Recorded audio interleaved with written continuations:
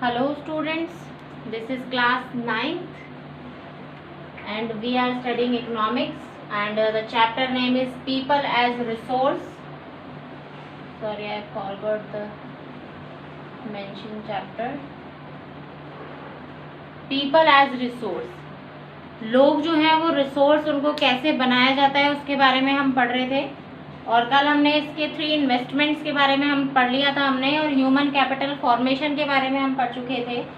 आज हम बात कर रहे हैं जो नेक्स्ट टॉपिक है हमारा वो है virtuous cycle of human development, कि ह्यूमन डेवलपमेंट जो है उसका साइकिल कैसे चलता है, ह्यूमन डेवलपमेंट जो है वो किस तरीके से मूव करता है। तो ह्यूमन डेवलपमेंट जो है, देखिए, जो भी एजुकेटेड पर्सन होते हैं,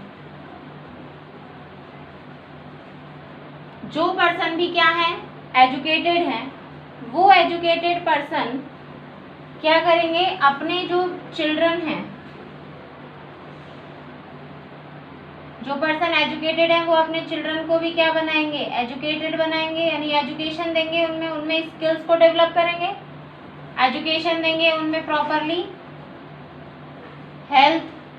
हेल्दी भी रखेंगे उनको और हेल्थ का भी ध्यान रखेंगे, उनकी स्किल्स का भी ध्यान रखेंगे, यानी कि उनमें ट्रेनिंग वगैरह इस चीज़ का भी ध्यान रखेंगे। तो वो जो बच्चे होंगे, जो चिल्ड्रन हैं उनके, वो भी कैसे होंगे, फिर एजुकेटेड होंगे, यानी कि वो प्रॉपरली ट्रेंड होंगे और फिर वापस से वो भी इसी तरीके से एजुकेटेड हो जाएंगे। तो ये जो साइकिल है वो चलता रहेगा। अब हम बात करते हैं किसकी, क्योंकि हमारे यहाँ पर तो रिसोर्सेज ही काफ़ी अच्छे हैं, तो रिसोर्सेज को यूज़ करने के लिए हमें एजुकेटेड, हेल्दी एंड स्किल्ड यानी ट्रेंड लेबर चाहिए, ट्रेंड रिसोर्सेज चाहिए। अब हम बात करते हैं एक दूसरे साइकिल की, जो वर्चुअस साइकिल चलता है ह्यूमन डेवलपमेंट का।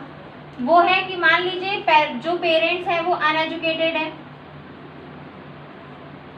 अनएजुकेटेड है तो इम्पोर्टेंस नहीं समझते हैं कई बार, और अनएजुकेटेड है तो उनको इन चीज़ों का पता नहीं होता कि किस तरीके से जो स्टूडेंट्स हैं, जो उनके चिल्ड्रन हैं, उनको ट्रेन करना है, या फिर इस एरिया के बारे में, इस चीज़ के बारे में उन्हें कोई भी पता नहीं होता है। तो वो क्या करते हैं, अपने बच्चों को भी क्या कर देते हैं, फिर थोड़ा बहुत पढ़ाया अनएजुकेटेड रख लेते हैं, या फिर जैसे गाँवों में बहुत सारे बच्चों को ऐसा देखा जाता है, अनएजुकेटेड रहते हैं, ना ही उन्हें कोई भी हेल्थ का कोई इशू, हेल्थ के लिए भी उन्हें अनहेल्दी रहते हैं बहुत ज़्यादा। बहुत से जो स्टूडेंट्स हैं वो तो क्या होते हैं, मेल न्यूट्रिशन के शिकार हो जाते हैं और मेल न्यूट्रिटेड होते हैं, अनहेल्दी होते हैं, और ना ही उनमें कोई स्किल होती है।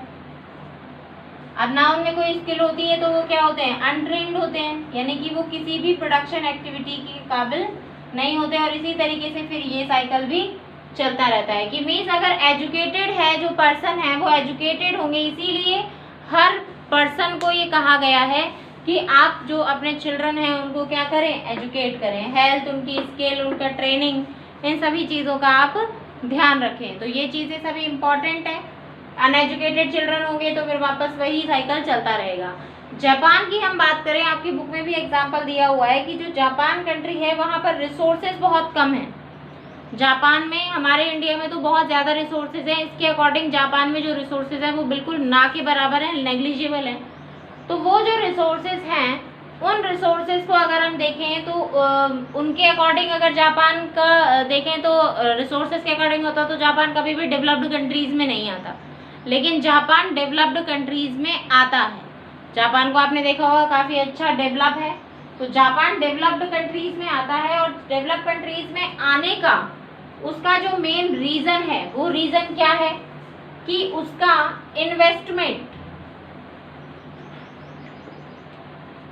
इन्वेस्टमेंट किया गया है वहाँ पर, जो वहाँ के लोग हैं उनकी एजुकेशन, या फिर आने वाली जो जनरेशन है उसकी एजुकेशन और उसकी हेल्थ प्लस उसके स्किल्स पर, वहाँ के बच्चों की एजुकेशन, हेल्थ और उनकी स्किल्स पर पूरे तरीके से ध्यान दिया जाता है और उसी पर इन्वेस्ट किया जाता है। और ये जो इन्वेस्टमेंट है ये वहाँ की गवर्नमेंट करती है। Most of part of investment are paying by the government pay करती है। इस तरीके से ये तीनों चीज़ें अगर सभी को मिलेंगी तो चाहे वहाँ पर रिसोर्सेज हो या ना हो, तो वो तो वैसे भी अपने स्किल्स से कोई ना कोई तरीका ऐसा निकाल लेंगे जिससे कि उनको बहुत ज़्यादा से ज़्यादा वो पैसा अर्न कर पाएँ, अर्निंग बहुत ज़्यादा कर पाएँ। तो इस तरीके से ये इन्वेस्टमेंट जो है वो 3 चीज़ों का इन्वेस्टमेंट किसी भी कंट्री को डेवलप बनाने के लिए बहुत ज़्यादा ज़रूरी है, जैसे एजुकेशन, हेल्थ और स्किल्स। नेक्स्ट अगर हम बात करें, skilled and trained people, efficient use of resources. वही सेम थिंग है कि the skill and trained people, skill और ट्रेन्ड पीपल जो होते हैं, एफिशिएंट यूज ऑफ रिसोर्सेज, वो रिसोर्सेज का यूज करते हैं एफिशिएंटली। यानी कि अगर हमने किसी भी एक ऐसा पर्सन है जो कि अनएजुकेटेड है, उस पर्सन को अगर हमने क्या दे दिया, कोई भी ऐसा रिसोर्स दे दिया जो कि बहुत ज़्यादा कॉस्टली है, और अगर वो उसको यूज़ नहीं कर पाया तो क्या वो रिसोर्स क्या होंगे, हमारे लिए प्रॉपरली यूज़ हो पाएंगे, हमारे लिए बेनिफिशियल होंगे? नहीं। अगर आपको स्किल्ड लेबर नहीं मिलेगी, आपको तो स्किल्ड लेबर बहुत ज़्यादा ज़रूरी है, स्किल्ड लेबर नहीं मिलेगी तो आपके पास बहुत ज़्यादा रिसोर्सेज होने का भी कोई फ़ायदा नहीं है। जैसे कि बहुत सारी कंट्रीज़ ऐसी है जहाँ पर रिसोर्सेज तो बहुत ज़्यादा है, जैसे हमारी कंट्री में भी रिसोर्सेज बहुत ज़्यादा हैं, लेकिन उनको यूज़ करने वाली जो लेबर है, उनको यूज़ करने वाली जो ह्यूमन कैपिटल है, वो उस एबल नहीं है, उसकी एफिशिएंसी इतनी नहीं है कि वो उनको प्रॉपरली इस वे में यूज़ कर पाए कि वो जो कंट्री है वो बहुत ज़्यादा तरक्की करे। तो जो स्किल्ड और ट्रेन्ड पीपल होते हैं वो एफिशिएंट यूज़ कर सकते हैं किन्हीं भी रिसोर्सेज का। नेक्स्ट टॉपिक है हमारा, हाउ पीपल बिकम रिसोर्सेज, कि पीपल जो हैं, लोगों को किस तरीके से रिसोर्स बनाया जाता है। भाई देखा जाए तो ये क्या है, एक जनसंख्या ही तो है। अब इस पॉपुलेशन को, पॉपुलेशन मैंने आपको बताया था कि लाइबिलिटी भी हो सकती है and it can become asset also, an asset also, then how we can make our population a liability rather than an make an asset rather than a liability। liability से अच्छा हम उसे asset कैसे बना सकते हैं वो देखते हैं कि जो लोग हैं उनके अंदर, मैंने आपको अभी 3 चीज़ें बताई कि आपको ये 3 चीज़ों का अगर आपने इन्वेस्टमेंट कर दिया, अपने जो देश के आगे आने वाली जनरेशन है उसमें अगर आपने इन 3 चीज़ों का इन्वेस्टमेंट कर दिया तो हम क्या बन सकते हैं, एक एफिशिएंट रिसोर्स बन सकते हैं, जो हमारे देश की जीडीपी में बहुत अच्छे से कंट्रीब्यूट करेगा और हमारे देश के डेवलपमेंट में भी बहुत अच्छे से कंट्रीब्यूट करेगा। Education first investment, second is health and third is skills.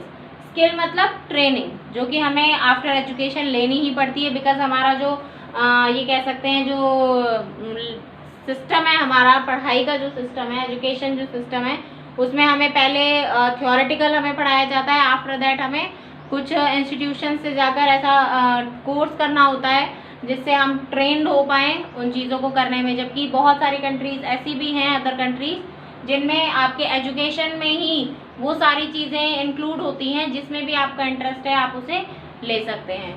चलिए ठीक है, ये तो, लेकिन फिर भी हमें इन 3 चीज़ों का ध्यान रखना है कि हमारी एजुकेशन, हमारी हेल्थ और हमारी स्किल्स यानी हमारी ट्रेनिंग जो है वो अगर कंप्लीट होगी तो ह्यूमन जो है वो प्रॉपरली क्या बन जाएगा, एक रिसोर्स बन जाएगा।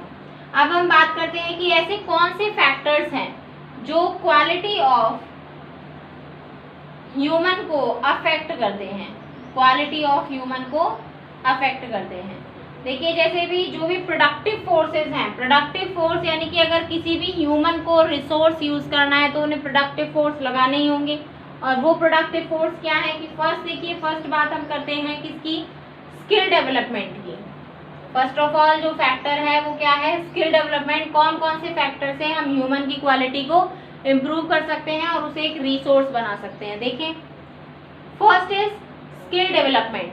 स्किल डेवलपमेंट का मतलब है कि हमारे अंदर जो स्किल्स हैं, जैसे देखिए after 10th, after class 10th हम अपनी अकॉर्डिंग, अपनी इंटरेस्ट के अकॉर्डिंग हम सब्जेक्ट चूज़ कर लेते हैं। जैसे साइंस कर लिया, कॉमर्स कर लिया या आर्ट्स कर लिया। आर्ट्स भी बहुत अच्छे सब्जेक्ट्स हैं, आर्ट्स में भी, तो हम अपने अकॉर्डिंग हमने कर लिया। अब हमारी जो स्किल्स हैं, हमारे अंदर जो कह सकते हैं एबिलिटी है, जैसे साइंस वालों के अंदर अपनी उनकी एक इंटरेस्ट होता है, तो उनके अंदर जो एबिलिटीज़ हैं उनको हम क्या करें, उनको निखारें, उनकी स्किल्स जो उनके अंदर मौजूद है उनको थोड़ा सा डेवलप करें, उनको नए नए ट्रेनिंग सेंटर दिए जाएं, उनका एजुकेशन सिस्टम कुछ ऐसा हो, उनको डिफरेंट टाइप पर जैसे वर्कशॉप्स वगैरह हैं उनको वो करवाई जाए।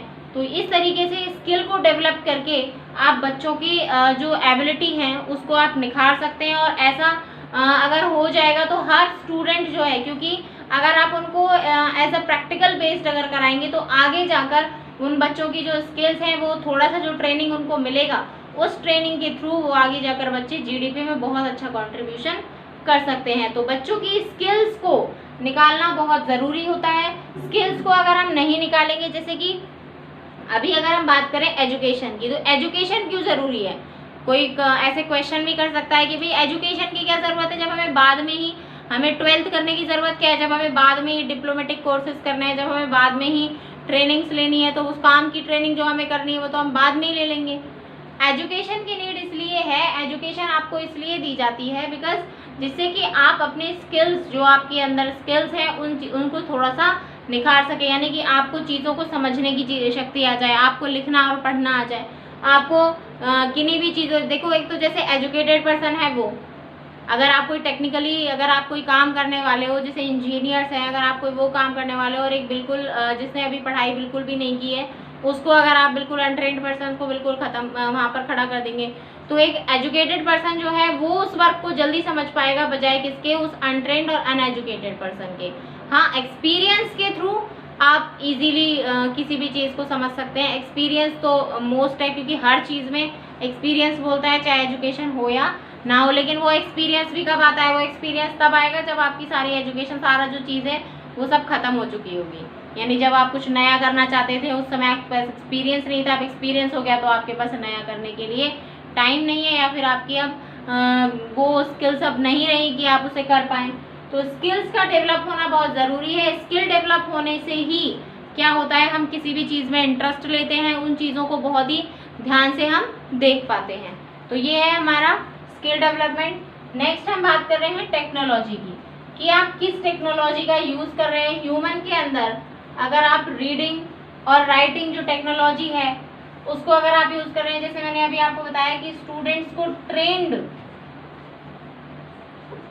करना बहुत ज़रूरी है। अगर स्टूडेंट्स को क्या किया जाएगा, ट्रेंड किया जाएगा प्रॉपरली, तो वो स्टूडेंट क्या बन सकते हैं, उनकी क्वालिटी इंप्रूव हो सकती है और factors of production easily solve हो सकते हैं। फैक्टर्स ऑफ प्रोडक्शन जो है वो फैक्टर जो प्रोडक्टिव फोर्सेस लगे हुए हैं ह्यूमन में वो प्रॉपरली यूज हो सकते हैं।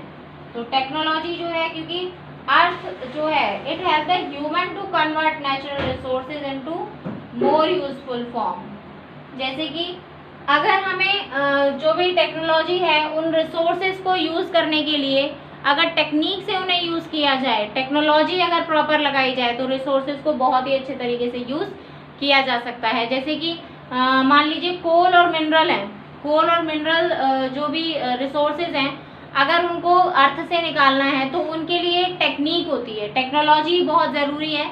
वो टेक्नोलॉजी अगर यूज़ करके ह्यूमन उसको यूज़ करेगा तो उसको टाइम भी कम लगेगा और प्रोडक्शन भी ज़्यादा हो पाएगा और एक्टिविटीज़ भी प्रॉपर हो पाएंगी यूज़। अब हम बात करते हैं लिटरेसी की। थर्ड जो पॉइंट है जो फैक्टर्स में आता है ह्यूमन की क्वालिटी को रिसोर्सेज में इम्प्रूव करने के, वो है लिटरेसी। लिटरेसी का मतलब क्या है? लिटरेसी मीन्स होता है साक्षरता, यानी कि पढ़ना और लिखना आना चाहिए। लिटरेसी मीन्स साक्षर, यानी कि अगर पर्सन एजुकेटेड होगा, यानी कि अगर पर्सन क्या हो, लिटरेट हो, लिखना और पढ़ना उसे आता हो, तो उसे हम और भी मेथड से, जैसे कि like in computer programs, worksheets, ऐसी बहुत सारी चीज़ें हैं, उनके थ्रू भी हम क्या कर सकते हैं, उसको ट्रेंड कर सकते हैं। और लिटरेसी से जो क्वालिटी है ह्यूमन की वो बहुत अच्छे से इम्प्रूव हो सकती है। नेक्स्ट हम बात करते हैं हेल्थ की, जो कि मोस्ट इम्पॉर्टेंट फैक्टर है, जो हम यहाँ पर भी बात कर रहे थे कि इन्वेस्टमेंट जो है वो किन चीज़ों पे किया जाए, एजुकेशन पे, जो हमने लिटरेसी में बात कर ली। नेक्स्ट हम बात कर रहे हैं हेल्थ की। हेल्थ बहुत ही इम्पॉर्टेंट फैक्टर है कि हमने एक बात की थी किसी एक कंट्री के बारे में जहाँ पर पॉपुलेशन बहुत ज़्यादा है। पॉपुलेशन, मान लीजिए when the population of the country is very high but all the population मतलब all the members of population means all the humans are unhealthy. जो पर्सन है वो कैसे हैं, सभी अनहेल्दी हैं। अनहेल्दी हैं यानी कि मेल न्यूट्रिटेड हैं, बीमार रहते हैं हमेशा, और जो वहाँ की जो एज है, डेथ एज जो है वो भी बहुत कम है। तो लाइफ एक्सपेक्टेंसी वहाँ की कम है, यानी कि 40 से 50 ज़्यादा से ज़्यादा इतनी एज में डेथ हो जाती है, बीमारियां वगैरह, तो वहाँ का जब हेल्थ सिस्टम ही नहीं है तो क्या वो पॉपुलेशन हमारे लिए किसी भी तरीके के असेट का काम कर सकती है? क्या वो पॉपुलेशन हमारे लिए अच्छी है? क्या करेंगे फिर ऐसी पॉपुलेशन का? When the population is very high but there is no use of that population, then what are the benefits of this type of population? Because ऐसी पॉपुलेशन हमारे लिए क्या बन जाएगी? लाइबिलिटी। उस पॉपुलेशन को तो उस कंट्री को क्या करना है? ढो के ले जाना है बस, और कुछ नहीं करना। तो ऐसी पॉपुलेशन से कोई फायदा नहीं है। इसीलिए हर कंट्री को अपने जो देश है उसकी हेल्थ पर भी क्या करना चाहिए? थोड़ा सा इन्वेस्टमेंट करना चाहिए। थोड़ा सा क्या, काफ़ी इन्वेस्टमेंट करना चाहिए, बिकॉज हेल्थ जो है वो मोस्ट इंपॉर्टेंट फैक्टर है। बिकॉज अगर हेल्थ प्रॉपर नहीं होगी तो इनमें से कोई भी जो चीज़ है वो प्रॉपर होने का सवाल ही नहीं होता। नेक्स्ट है कि गवर्नमेंट ने क्या क्या स्टेप्स लिए हैं। नेक्स्ट जो टॉपिक है हमारा, हमने पढ़ लिया, एक तो वर्चुअल साइकिल हमने पढ़ लिया है, skilled and trained people of resources पढ़ लिया है, और कैसे ये रिसोर्सेज जो हैं वो ह्यूमन जो है वो कैसे रिसोर्स बन सकते हैं वो हमने पढ़ लिया। अब हम बात करते हैं कि गवर्नमेंट जो है वो क्या काम कर रही है। गवर्नमेंट हमारे रिसोर्सेज के लिए क्या क्या वर्क कर रही है, हमारे हेल्थ स्टेटस को इम्प्रूव करने के लिए। ये हमने अभी हेल्थ देखा यहाँ पे, तो हेल्थ स्टेटस को इम्प्रूव करने के लिए गवर्नमेंट क्या क्या काम कर रही है वो देखते हैं। फर्स्ट है कि control of common disease. Common जो डिजीज होती हैं उनको कंट्रोल करने की कोशिश करती है गवर्नमेंट। बहुत ज़्यादा अवेयरनेस के लिए जानी जाती है गवर्नमेंट। जैसे कि करंट एग्जांपल हमारे पास है, जैसे कोरोना के टाइम में जो गवर्नमेंट है वो क्या क्या कर रही है ये आप सभी जानते हैं। डॉक्टर्स हैं, टोटली सभी लगे हुए हैं। गवर्नमेंट ने बहुत ज़्यादा जो क्वारंटीन सेंटर्स हैं वो खोल दिए हैं, PHCs हैं, जितने भी मेडिकल कॉलेजेस हैं उन सभी को बना दिया। यानी गवर्नमेंट जो है वो डिजीज़ के टाइम में, कोई भी किसी भी डिजीज़ के टाइम में जो देश है उसको ऐसे ही नहीं छोड़ सकती, या किसी भी कंट्री की, कोई भी कंट्री हो, ऐसे ही नहीं छोड़ सकती कि हाँ ठीक है भगवान के भरोसे छोड़ दिया, हो जाएगा जो कुछ होगा। बहुत ज़्यादा मेहनत, बहुत ज़्यादा ट्राई कर रहे हैं सभी की वैक्सीन्स बन जाए, सब कुछ बन जाए। तो गवर्नमेंट जो है वो बहुत ज़्यादा वर्क करती है इम्प्रूव करने के लिए हेल्थ स्टेटस को।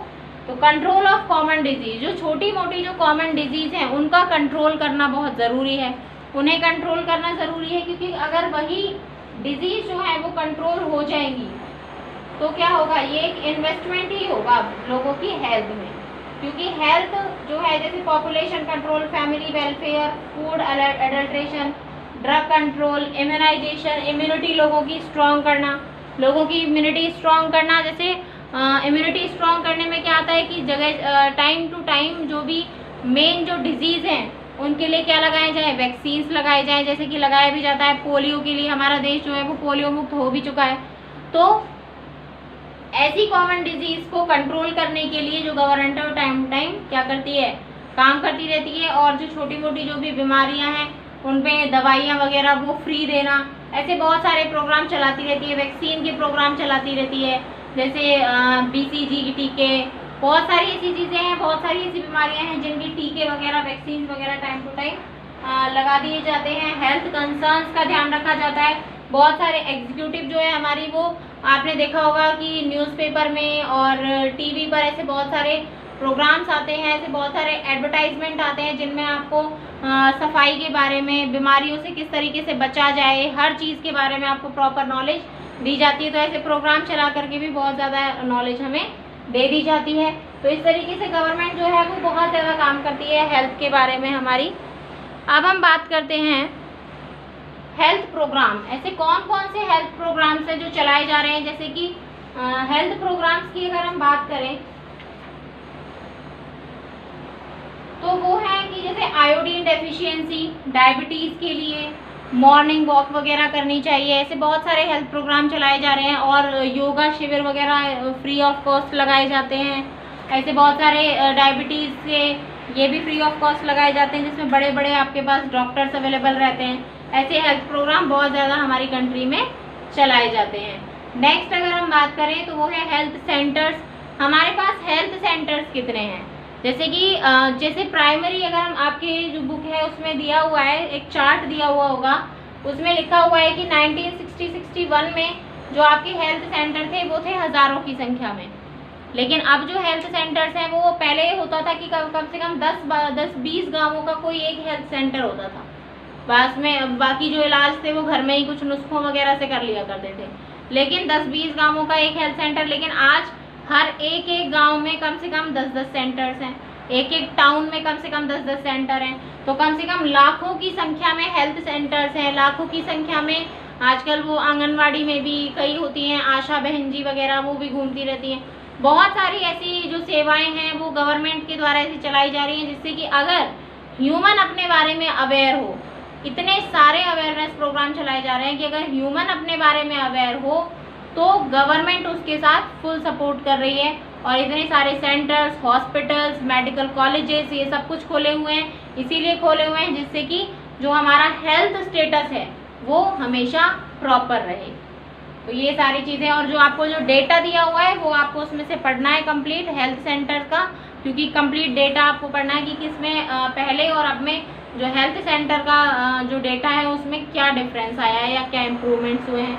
नेक्स्ट हम बात करते हैं economic and non economic activities की। Economic and non economic activities, सबसे पहले तो हम बात करते हैं कि इकोनॉमिक एक्टिविटीज़ क्या होती हैं। सबसे पहले इकोनॉमिक एक्टिविटीज़ के बारे में बात कर लेते हैं। इकोनॉमिक एक्टिविटीज़ क्या होती हैं? देखिए, इकोनॉमिक एक्टिविटीज़ वो एक एक्टिविटीज़ होती हैं जो इनकम देती हैं पीपल को। Those activities which give income to the people, all the activities that give income to the people are called economic activities, and these can जैसे कि जो भी, जैसे मैं खुद का ही एग्जांपल ले लेती हूँ, मैं टीचिंग कर रही हूँ तो ये क्या है? इकोनॉमिक एक्टिविटीज़ है। क्यों? क्योंकि इससे मुझे क्या मिल रही है? इनकम मिल रही है। कोई लेबर है, कोई मजदूर है, वो काम कर रहा है किसी भी फैक्ट्री में, उसको क्या मिल रही है? इनकम मिल रही है, इकोनॉमिक एक्टिविटी है। जो एक्टिविटी जिससे आपके फादर हैं, पेरेंट्स आपके काम कर रहे हैं, उनको क्या मिल रही है? सैलरी मिल रही है, वो क्या है? इकोनॉमिक एक्टिविटी है।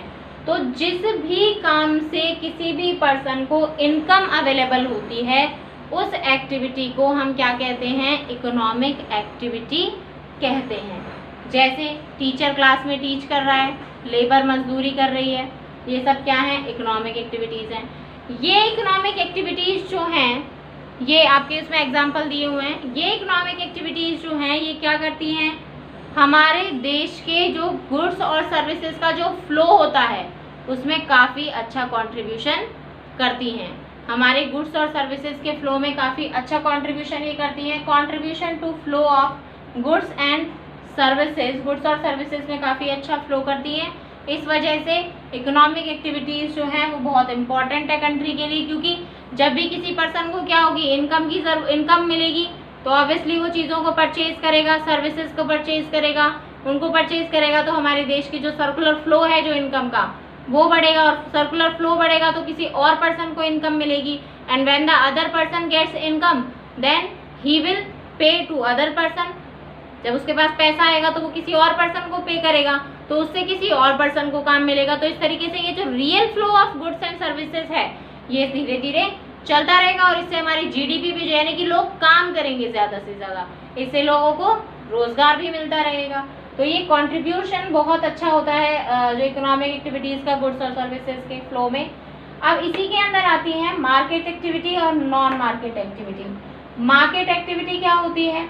मार्केट एक्टिविटी होती है ऐसी एक्टिविटी जिसमें हम परचेजिंग या सेलिंग करते हैं, जो जिसमें मार्केट जो है वो अवेलेबल होता है। यानी ऐसी एक्टिविटी जिसमें कोई भी ऐसी एक्टिविटी परफॉर्म करता है जो कि मनी के लिए, यानी परचेज करना, परचेज किसी चीज़ को करेंगे तो क्या होगा? पैसा आएगा हमारे पास। ऐसी मार्केट एक्टिविटी जो कि मनी या प्रॉफिट के लिए की जाती है उसे हम कहते हैं क्या? Market activity. और नॉन मार्केट एक्टिविटी जो सेल्फ कंजम्पशन के लिए की जाती हैं। नॉन मार्केट एक्टिविटीज़ क्या होती हैं? जो सेल्फ कंजम्पशन के लिए की जाती हैं, और मार्केट एक्टिविटी जो कि मनी और प्रॉफिट के लिए की जाती हैं। तो जितनी भी इकोनॉमिक एक्टिविटीज़ हैं उनको 3 कैटेगरीज में किया गया है डिवाइड इकोनॉमिक एक्टिविटीज़ को। इनके ये चीज़ें आप ध्यान रख लेना। अब ये 3 जो कैटेगरीज हैं इनको हम नेक्स्ट क्लास में पढ़ेंगे। सो इसको ध्यान से पढ़ना है यहाँ तक चैप्टर को आपको। एंड जो डेटाज हैं, जो आपके पाई चार्ट्स दिए हुए हैं, ग्राफ्स दिए हुए हैं, उनको ध्यान से आपको पढ़ लेना अच्छी तरह से। और नोट्स रेगुलरली कंप्लीट रखिए, कंटिन्यू रखिए। और जो इससे पहले वाले चैप्टर के नोट्स हैं वो कल आप मुझे सबमिट करवा देंगे। Thank you, have a nice day. And one more thing, that very less students are watching the videos, and you all are having to watch the videos and do homework completed, because which chapters we will study, जो chapters हम study करा रहे हैं, we will never do again in the class if you are not interested, then because these classes are organized for you only, not for us. Okay, तो पढ़िए ध्यान से, and contact to your friends also, those are not taking classes.